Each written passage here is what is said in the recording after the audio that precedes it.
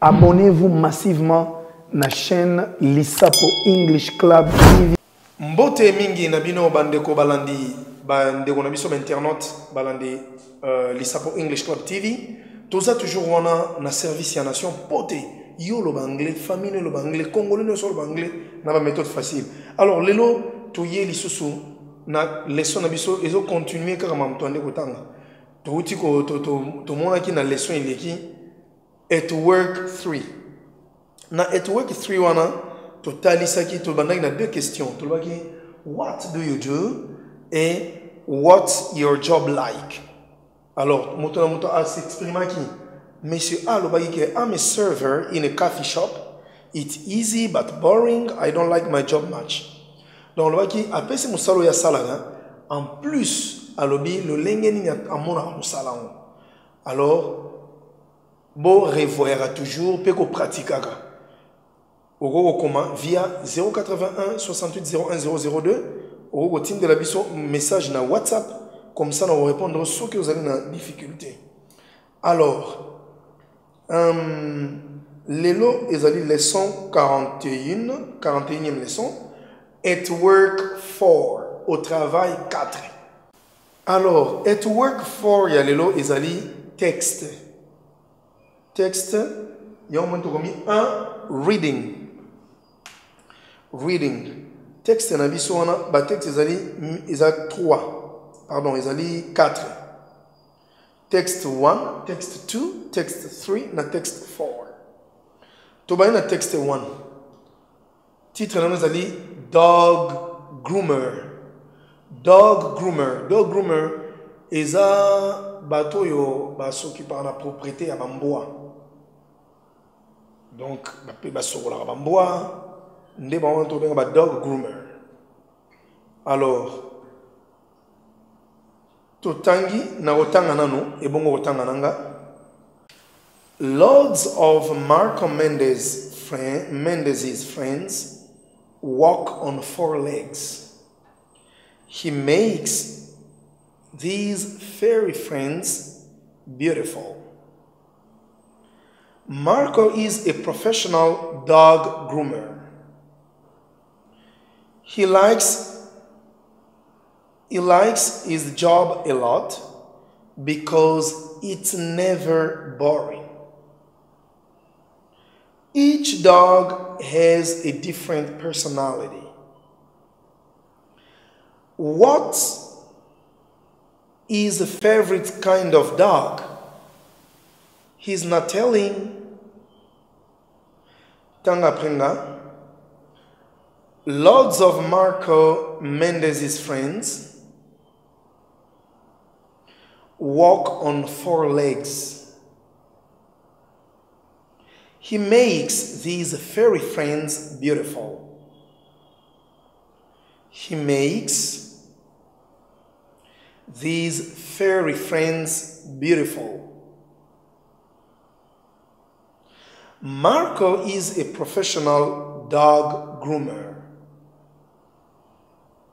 Marco is a professional dog groomer. He likes his job a lot. He likes his job a lot because it's never boring. Because it's never boring.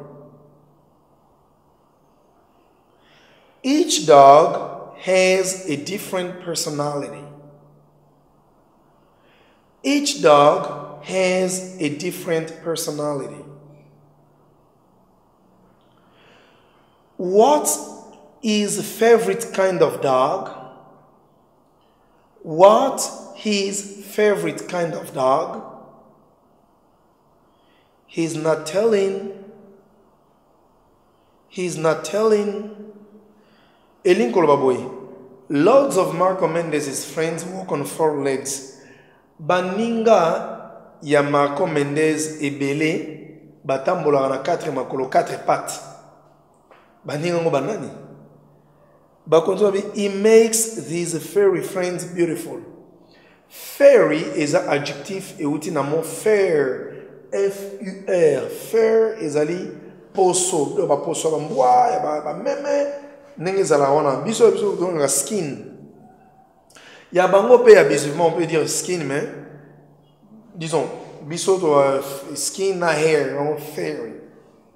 Parce que fairy is un adjectif ko uta na mo wana fair. Donc baninga na ye o ba porta poso wana asala ke bazala kitoko. He makes these fairy friends beautiful. Akomisa bango kitoko. Marco is a professional dog groomer. Marco azali mosokolipe mo disons moto aza na roba ne moto azo entretenir ba chien bamboa ou azali professionnel. He likes his job a lot. Alingara musalane mingi because it's never boring. Parce que musalane ezalera jamais ennuyant. Eza bien. Each dog has a different personality. Mbwa nyonso azana personnalité ne différente. What is a favorite kind of dog? Lolenge nini ya bambo ya lingara. Bambo ya lolenge nini ya lingara. He's not telling alobagate. Parce que soit bien lingara bambo oyo ba net na lingara ba Doberman par exemple. Au moins na moto yo azara soit na bambo ya muyi ya nani wana olingo ya tali ya lingara bambo ya songolo baka. Ya lingara bulldog te ya ngabi alobagate. Texte 2, deuxième texte. Et c'est que dans la langue, on apprend aussi beaucoup de vocabulaire quand on lit des textes. Wedding planner. Wedding planner is ali mutoyo a planifiera mabala. Donc les États-Unis, même en Kinshasa, c'est ali pour la voiture à mingi nambongo basala rango. Aux yeux mutu, on reprend le salle à concorder couleur ya salle na couleur ya na thème bourgeois. Na Babylone wedding planner. Lila Martin goes to nice restaurants, eats cake, listens to bands, and gets paid for it. Lila is a wedding planner. She chooses the place, the food, and the music for people's weddings. It's stressful because everything needs to be perfect. Tanga pringa. Lila Martin goes to restaurants, eats cakes, listens to bands,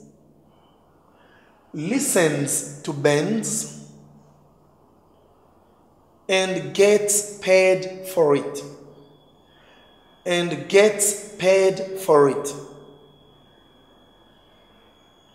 Lila is a wedding planner.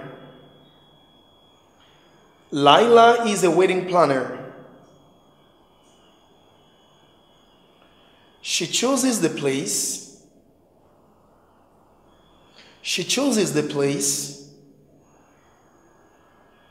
the food,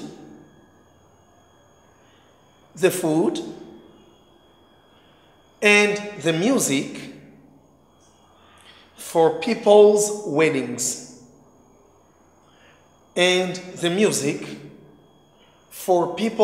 weddings. It's stressful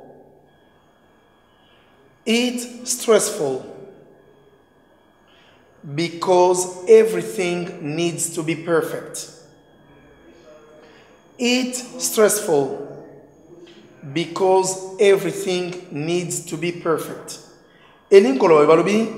Lila Martin goes to restaurants. Lila Martin akendaka na ba restaurant, eats cakes, ameki bagato, listens to bands. Donc so mo nanglo mi band elingo ba band te, elingo ba orchestre. Net exemple ndaki sa toloba. Wenge Musica Maison Mère Band, Gaël Band, Kunda Sisters Band. Donc, groupe musical ou orchestre ya boy. Donc akenda ayoki musique tant azo bon ça va faire ça bato ayoki musique and gets paid for it. Et bafuta gaye pona musala wana salaka.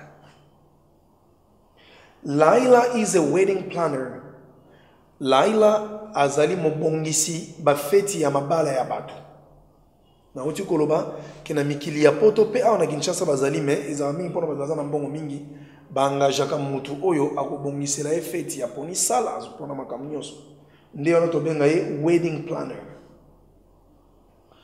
Alors tolobi she chooses the place aponaka esika, the food aponi biloko bato bakolia, and the music aponi pe musique for people's weddings pona mabala ya bato.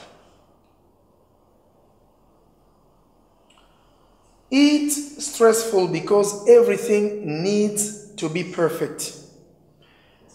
Ezali vraiment stressant pote biloko nyonso ya kosala esengeli ezala parfait. Alors tokoti na texte na biso misato video game designer. Video game designer ezali mutu oyo akonsevaka ba jeux vidéo, concepteur de jeux vidéo. Natangi nanu, how Donner has his dream job. He plays games all day long. All is a game designer for a large video game company. He makes new games and tests them. It's always exciting and he almost always wins. Répétez après là. Al Garner has his dream job. He plays games all day long.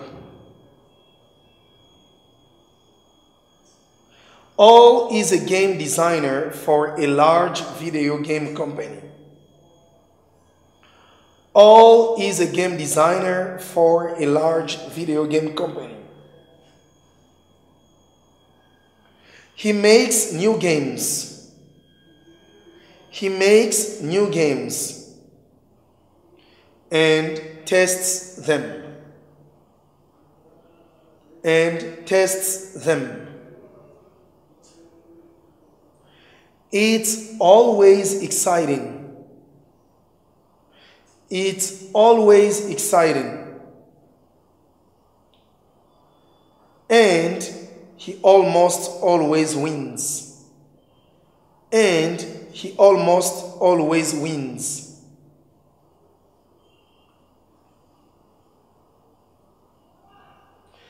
Tolobi Al Garner azana musala na donc he has his dream job. Azana na son travail de rêve. Azana musala na ya lota. Donc a inspiré depuis longtemps ngai singili nazala concepteur ya ba jeux vidéo. He plays games all day long. Abeta ka ba jeu banda tongo tipo quoi. Pote tongo sali jeu il faut yo mo betango. All is a game designer for a large video game company. All azali concepteur de jeux vidéo na compagnie munene we concevoir ba jeux vidéo. He makes new games a créer ba jeux ya sika and tests them et attestaka yango. Tito beta ba Zuma ba Mario ezana bato ba concevoir yango na compagnie mo songolo pakala. It's always exciting. Ezala toujours kitoko elengi. And he almost always wins. Pe ba jemingo ya sala a gagnera toujours. To comme le texte na biso 4, texte 4 ya suka Baker texte 4 ezali baker. Baker ezali boulanger et baker eza boulanger. Alors, Totangi, Junko Watanabe has a sweet life. She makes bread, cookies, and cakes in her neighborhood bakery. Junko really likes her job. Her salary isn't great, but the customers love her cakes and cookies, so she's happy. Tanga Pringa. Junko Watanabe has a sweet life. She makes bread,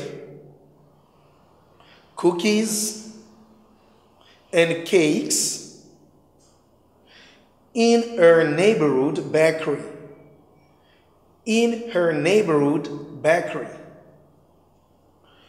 Junko really likes her job. Junko really likes her job. Her salary isn't great. Her salary isn't great. But the customers love her cakes and cookies, but the customers love her cakes and cookies, so she's happy. So she's happy. Tulobi, Junko Watanabe has a sweet life. Junko Watanabe azana vimoko yelengi sweet life. Ndeko fali pour pas aimer la vie est belle, sweet life. Donc on va vie kitoko. Tant aimer quand on est à hustle, sweet life. Alors bali kamba sweet life. Donc on va vie elengi. She makes bread. Asala kamapa. Cookies eza ba biscuit mais na forme ya gaou. Bilo moto no la kala ba gaou. Bilo ya ba cookies. Ya ba forme wana. Même na ba supermarché dans ba carton, au monde malheureusement makasi tantôt ba ba chocolat likolo. Cookies and cakes. Cake to longola ignorance. Cake en anglais lingolo ba gâteau. Parce que na Kinshasa ils la cake et ça eloko o ba gâteau ils la forme V. So ils m'ont pesa nga cake m'ont repé sur ils la forme V. Gâteau après sur o rezel romo. Cake elingo ba gâteau ya forme nyonso. Ndo so folo ba cake ngo ils croissant. Cake ngo ils pain au lait. Disons au petit caractéristique ba gâteau l'anniversaire et consort. She makes bread, cookies, and cakes in her neighborhood bakery. Asalaka mapa ba gaouana na ba gâteau in her neighborhood bakery. Na boulangerie na du quartier. Neighborhood ezali quartier. Neighborhood bakery. Junko really likes her job. Junko alinga msalani mingi. Her salary isn't great. Salaire na eza vraiment mutu ya te eza bena belete. But the customers love her cakes and cookies. Balingara ba gâteau salara na ba biscuit salara wana. So she's happy. Donc azane sengo. Alors, dernier point d'abisso. Premier point zalaki reading, deuxième point zali job-related expressions. Job-related expressions. Donc, les expressions relatives au travail. Na musala. Tanga prenga, job-related expressions. Job-related expressions. Totangi tozana a tina i. Tanga nanga, to hire. To hire. To be hired. To be hired. To fire. To fire. To be fired. To be fired. To lay off. To lay off. To be laid off. To be laid off. To terminate. To terminate. To be terminated. To be terminated. To apply for a job. To apply for a job. To fill the form. To fill the form. To nominate. To nominate. To be nominated. To be nominated.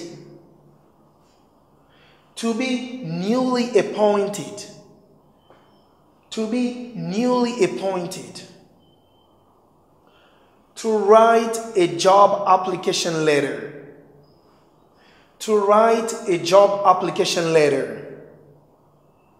To write a job application letter. To hire elingoloba ko engager mutu ko pesa mutu musala. To hire. Alors, être engagé, ce qui va passer en anglais, to be hired.